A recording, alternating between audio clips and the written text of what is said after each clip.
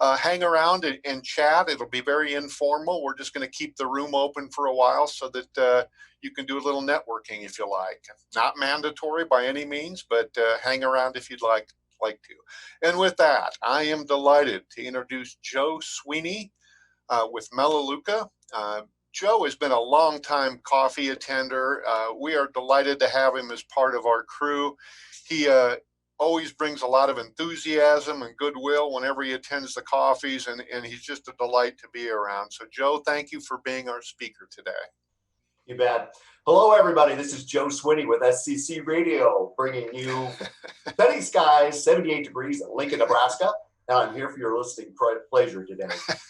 Actually, I was a DJ for a short period of time when I was going to the University of Kansas. I was the voice of the dorms, and I had a radio station that I worked on that had a whole half-watt of broadcast power. So if you didn't live in the dorms, you couldn't hear me. So I want everybody to kind of relax today because I'm not here to sell anything today. Basically, I want to inform people why I chose the industry that I chose. And, I'm not here to impress you, but I'm here to impress upon you, the journey that I've taken in the multi-level marketing, direct sales industry. And, how's it been fraught with pitfalls and obstacles that I've had to overcome, and then what I've learned along the way. Give you a little bit of a background. When I first moved to Lincoln, I've always wanted to be an entrepreneur, but I started my journey in corporate America, and that journey in corporate America lasted a long time. But I always had this entrepreneurial spirit, always wanted to create something for myself instead of having, someone dictate my future for me. So when we first moved to Lincoln, I don't know if people remember, but we opened up a series of retail stores. We had 4 stores here in town at one particular point in time, paper and party goods stores. And then we had a fine stationery store. And that worked out pretty well for about 12 years. We ended up with 3 paper and party goods stores and a fine stationery stores. But some of the lessons that we learned along the way is that when you don't change with the times, then the times tend to catch up with you. And they caught up with us. So this was before Walmart hit Lincoln. In Walmart, when they came to Lincoln, they were selling the same type of stuff that we were selling, but only for about half the price. So they were selling it for what we had to buy it for. Well, it didn't take consumers very long to realize that they could get the products that we were getting, and no amount of service and loyalty and that type of stuff was going to overcome a price change like that. So as a result, we saw a big decline in that type of a business. And then as a result, eventually our 3-party stores and our fine stationery stores eventually went out of business, leaving us with about $250,000 worth of debt.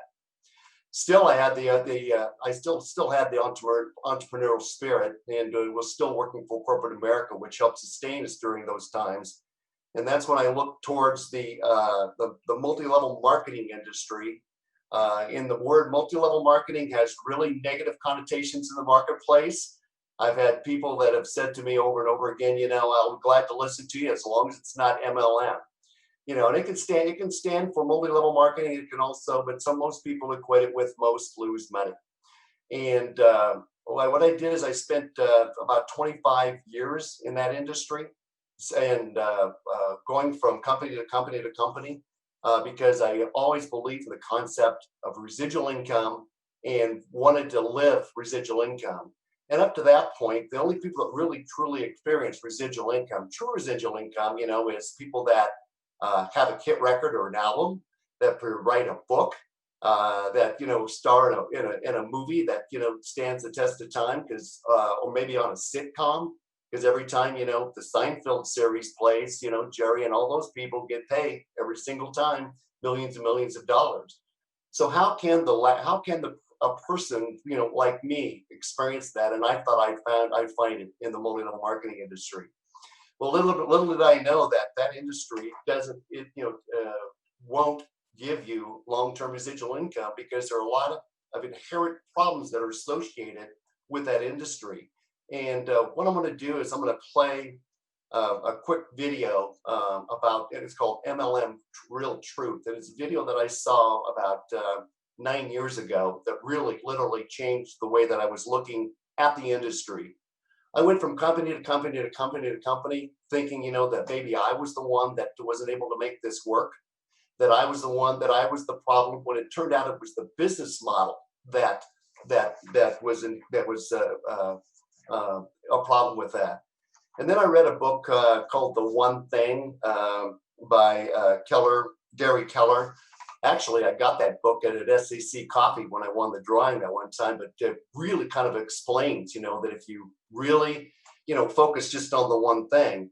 So as an entrepreneur, I experienced disappointment in the industry and finally resigned myself to the fact that it just wasn't going to work for me.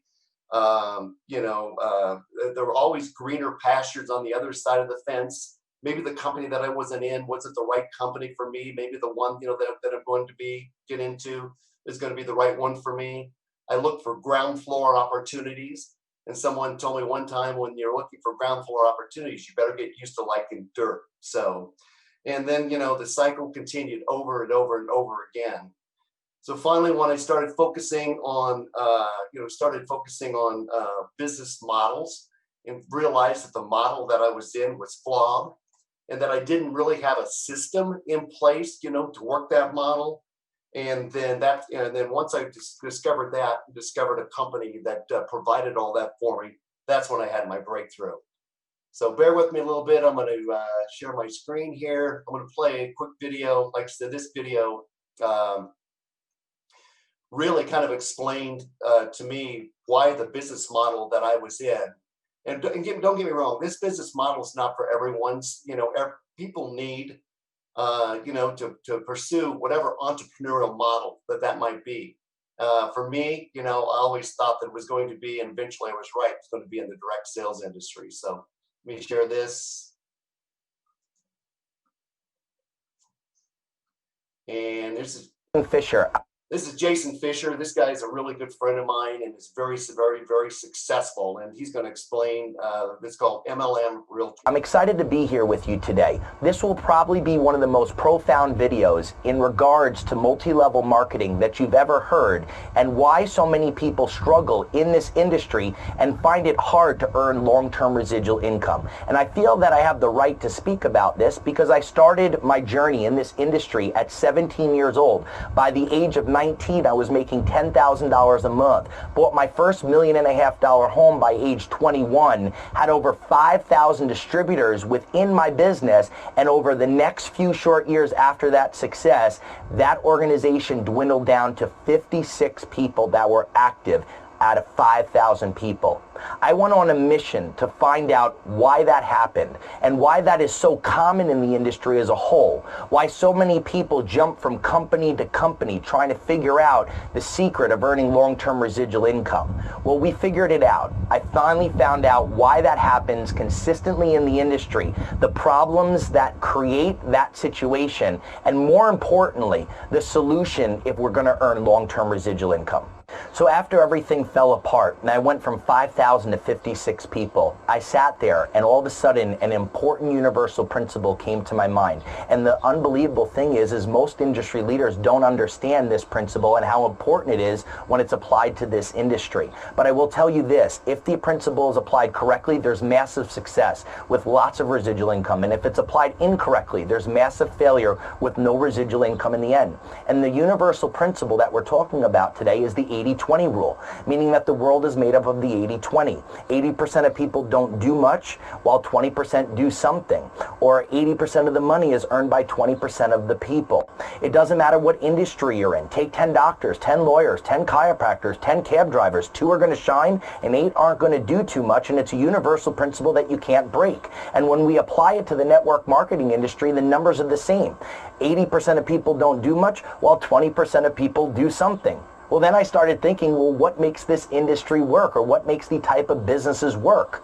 Numbers. Numbers equal orders. Orders equal residual income. Whoever has the most numbers ordering at the end is going to have the most residual income. The question is there a difference between business model to business model with the outcome at the end? And I'm here to tell you that there is. There's a major difference. Well, I started thinking about, if this business is about numbers, then I need to have the most numbers on the board. So I need to go find something that the 80%ers can do, because what I was in was a 20%er deal. The only people ordering at the end were the 20%ers that were trying to stay qualified for their bonuses, their overrides, and their residual income. I didn't have something for the 80s. Who are the 80s? The 80s is the average Joe or Mary, my mother, my sister, my brother, the person that doesn't have any sales experience, doesn't have a lot of drive or tenacity. They're not good at handling rejection, and they're not good at justifying expensive products or services that are new buying habits in people's lifestyle. They're not good at justifying expensive things out in the marketplace that people wouldn't buy long term. Well, when we looked at the industry, it became very clear that the industry didn't have a business for the 80 percenters,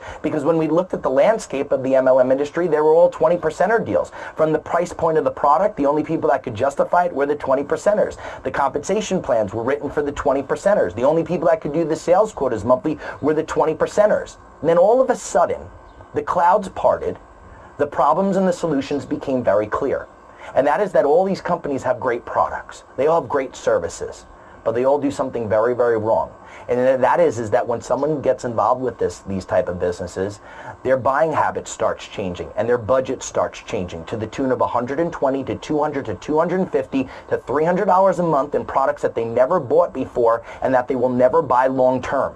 And when they show their face as the 80 percenter and they find it hard to do that type of business because they can't justify those type of products in the marketplace, 90 to 120 days after joining, what's the first thing that they cancel? They cancel their auto ship, their monthly consumption of whatever they started buying that they weren't buying 90 to 120 days ago. And not only do they quit the business, but here's the most important piece.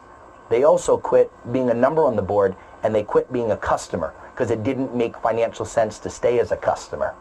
I said to myself, if I could find a business on two levels, I was going to have a huge home run. The first was find a business that the average Joe, the average Mary, the average 80 percenter could do, they could win at, and they can make money at, and where they didn't have to justify new buying habits. And here was number two. Find a business that whether the 80 percenter took action or not, whether they made it happen or not in the business, they still stayed as a customer, and they had overwhelming value to at least stay as a consumer because it made sense to put their money in this store every single month, whether there was a financial gain or not. And once I understood this principle and this concept of the 80-20 and how important it is when it's applied to this industry, my life changed. This little information that we just went over, if you get it, it will change your life forever. Because it is absolutely the reason why people either have success or not in this industry. So let's just be clear why multi-level marketing loses the 80 percenters and why they come off the board and why the industry always has the problem with keeping people active. It comes down to three things. The products in the MLM industry do not compete in the real marketplace against other leading products within their category. They're 2 to 3 times the actual cost. And that is why people do not stay long-term as a long-term customer of an MLM company's products, is because the products are overpriced. Understand this, that if the products are overpriced, we're not going to keep customers. And if the products are overpriced and we're asking people to justify luxury items on top of it, the 80 percenters are going to find it difficult to build the business, and they're eventually going to quit as a customer themselves. Number two is the sales quotas. What the MLM company is asking people to consume every single month to stay actively qualified in their business. $120 a month in coffee, or $150 or $200 a month in juice.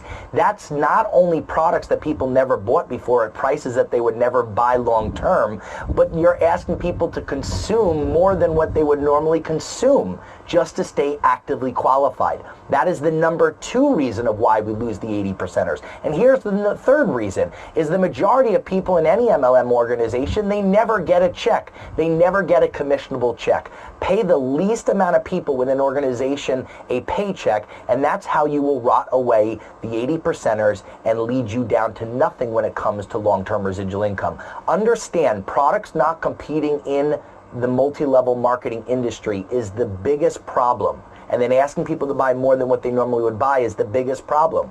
Multi-level marketing stands for multi-levels of distribution. In most cases, outside manufacturer makes the products, they mark it up and sell it to the MLM marks it up and sells it to the distributors or the reps, and then the distributor and the reps double the cost and sell it to the end-line consumer. And by the time the product gets down to the end-line consumer, an MLM, it does not compete in the real marketplace against other leading products. That is the problem of why we lose the 80 percenters. So to prove and substantiate what I was just talking about with losing the 80 percenters, let's look at the industry stats. Here's what might shock all of you. There's 8 or 9 billion-dollar MLM companies in the United States. Now understand this. This is where it gets scary.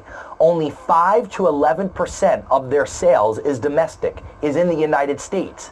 Meaning that these companies, the majority of their business is overseas. They've scorched enough territories outside of the United States to successfully come up with a billion-dollar-plus corporation. But what it shows is that there's no long-term consumption in any one marketplace because they don't have real customers buying real products long-term. The only people that are active or staying active in an MLM company in any one marketplace are the 5 percenters and the 20 percenters that are trying to stay active for their bonuses, their overrides, and their residuals. There's no real customers buying real products. And when you look at these billion-dollar MLM companies, they're all in 40 to 50 to 60 to 130 countries, having 2, 3, 4, 5, 6, 7% in every single country and coming up with a successful story in the sense of sales. But where is the success of the long-term residual income if there's no long-term consumption in any one marketplace in the history of the MLM industry? That's scary. The story sounds great as a whole, but in reality, when you only have 5 to 11% in the United States, Amway only has 5% of its $12 billion in the United States. They've scorched enough territories where they came up with 12 billion. But where is the long-term residual income if there's no consumption? It became very clear to me. So let's talk about the solution. This is the most exciting part. It's real simple, the solution.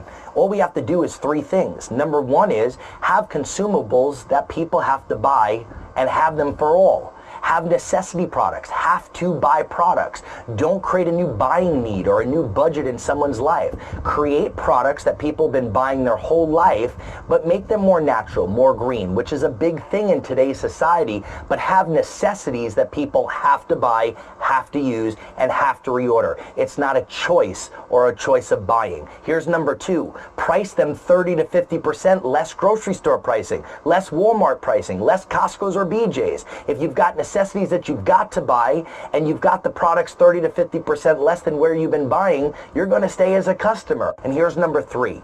Make the partnership between the consumer and the manufacturer. Instead of having multi-levels of distribution, have it just from the consumer with the manufacturer, where the manufacturer is only asking someone to buy a few products a month, a very low monthly qualification, instead of the average of $150 to $200 to $300 a month and things that people never bought before. Drop that 2 to 3 times lower. Have it be $50 to $60 instead of the hundreds of dollars in products you never bought before. If you've got that, then you've got a solution that will provide long-term residual income and long-term customers buying for a lifetime.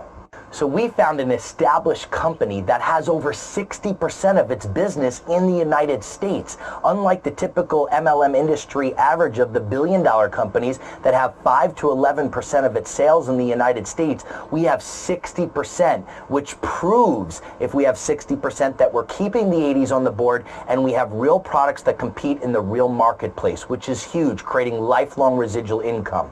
We're growing like a startup company, but we're not a startup company. We grew by over $160 million in the last 24 months, which is just absolutely incredible. Having consumables for all is the key, as we just mentioned, but we have 400 plus consumables, things that people have to buy, have to reorder, and have to purchase every single month, not spending any new money whatsoever.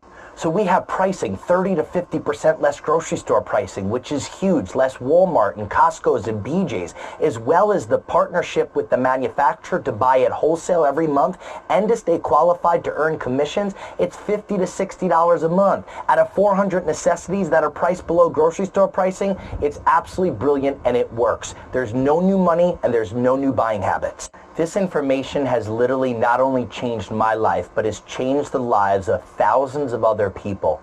I am so happy that I've learned this information and that it finally became very clear on what the industry problems are, and more importantly, what the solution is. If we're going to throw our time and our energy and our reputation into something to produce massive success when it comes to this industry of earning lifelong residual income. I'm excited to share this journey with you, and I appreciate you listening to this information today.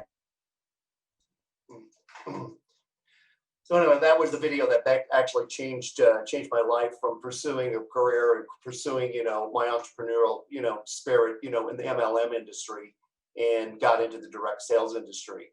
Finally realized, I always wondered what the secret to earning long-term residual income would be in that industry. And one of the things that I've learned over the years is the fact that there really isn't any secret, associated with the industry, which always that led to believe.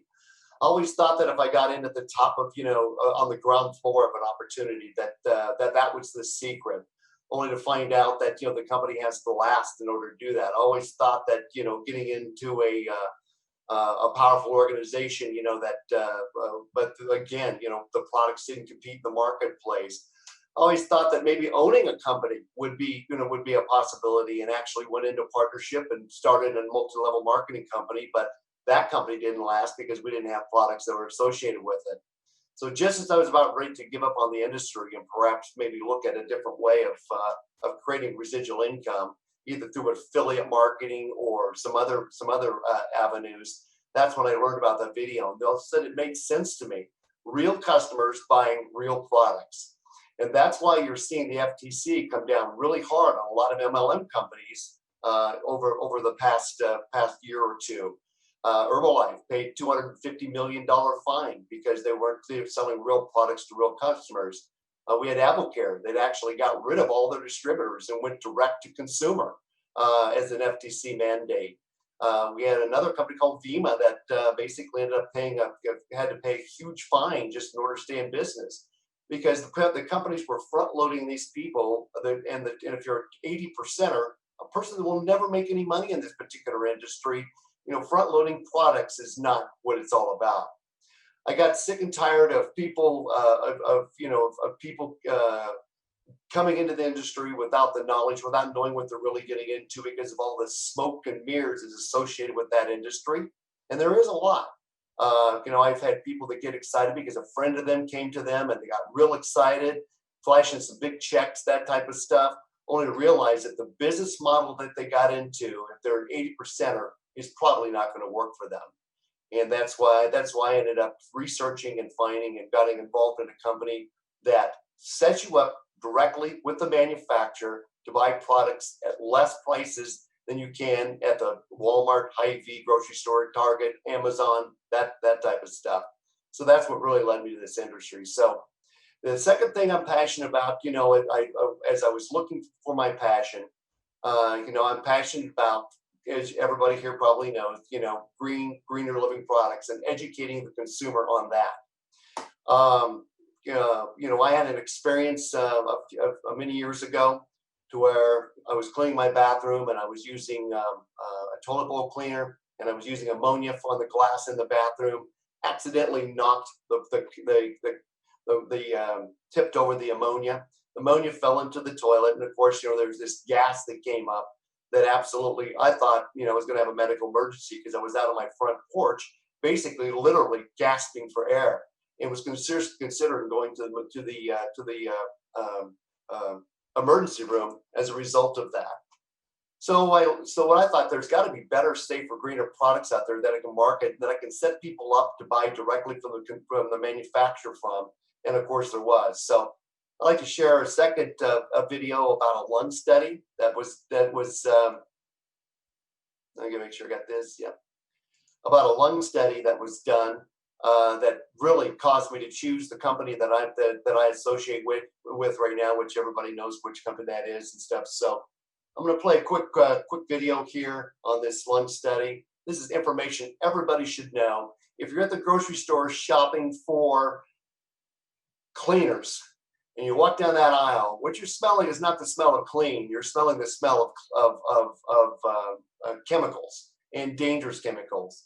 So I'm going to play this one real quick. Cleaning your home. It should be simple, a regular ritual. After all, keeping a clean home is an important part of good health. Cleanliness is next to godliness, the saying goes. So why would anyone consider cleaning your home dangerous? As dangerous as smoking? A pack a day, every day, for 20 years? Well, cleaning your home seems safe enough until you consider what many toxic national brand cleaning products are doing to your lungs. Today, independent scientists around the world are confirming what cleaning your home as little as once a week with common national brand cleaners significantly damages lung tissue. This new independent study based on 20 years of research is shedding new light on a topic of extreme importance.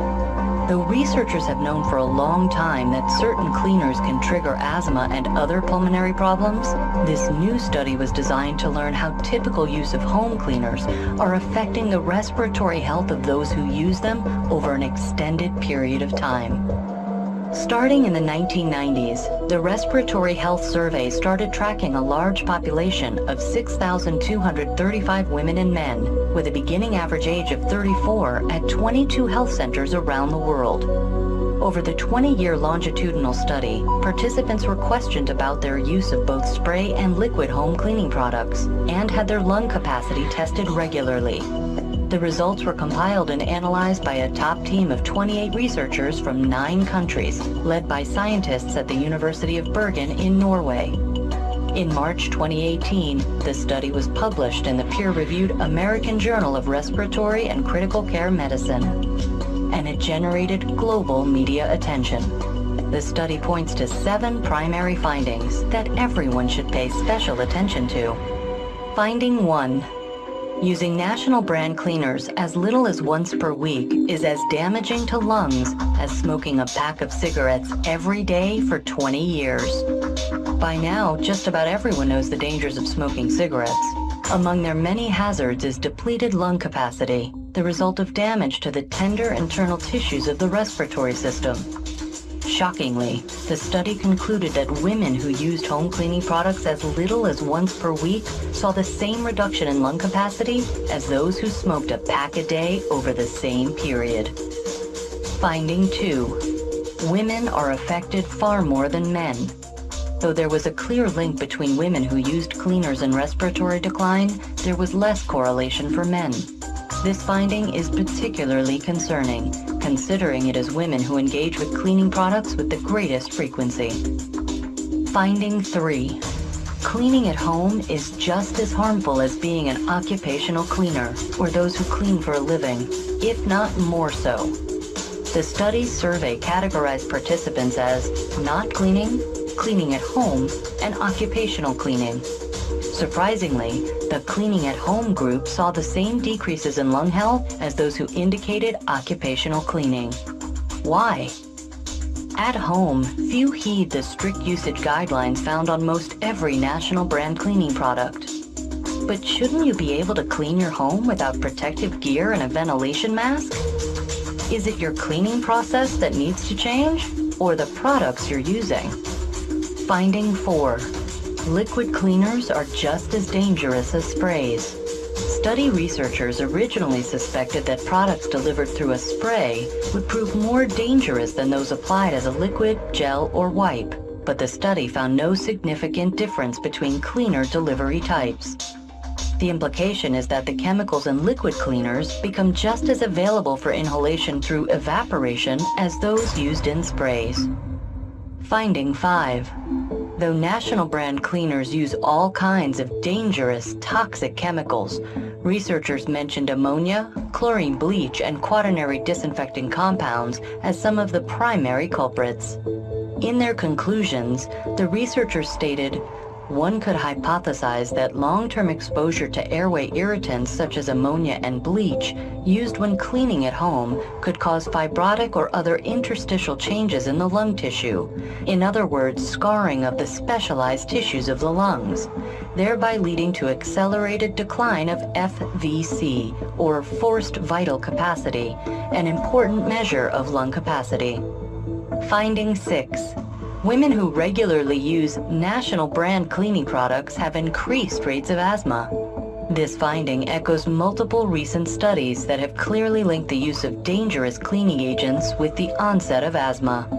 Finding 7. Damage to the lungs gets worse over time.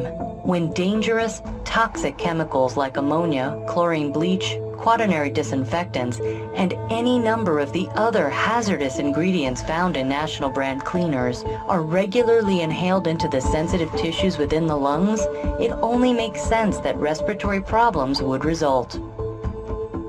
Exposure to cleaning chemicals, the researchers wrote, could result in accelerated lung function decline and chronic airway obstruction.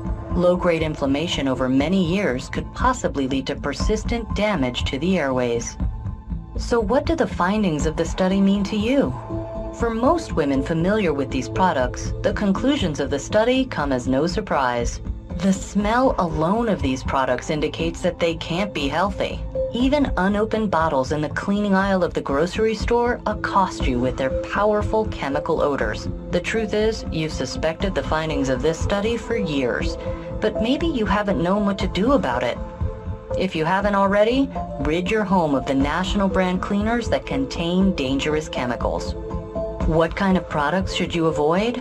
Nearly all national brand cleaners, including disinfectants, kitchen cleaners, bathroom cleaners, toilet cleaners, shower and tub cleaners, scrubs, stain removers, floor cleaners, degreasers, window and glass cleaners, and other national brand all-purpose cleaners.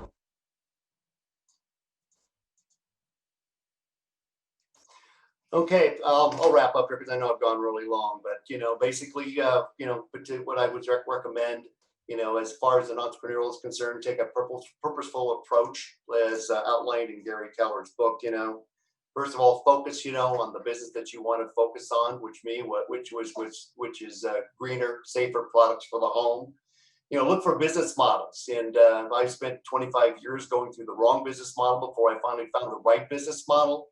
And then make sure that you have systems in place, that will ensure your success. A way of doing business day after day after day, that will give you the great success that you deserve. And then pretty soon you'll see the breakthroughs in your business that I have over the last 9 years being associated with the right business model. So, thank you everybody for your time and patience with my overview, my presentation today. It was great. It's a great group. I love being associated with this group. And, if anybody has any questions afterwards, I'll be sure to stick around afterwards to answer any questions. Thank you. Thank you, Joe. Always good to hear you. And we appreciate you taking the time and preparing that for us today. Does anybody have a quick question for Joe?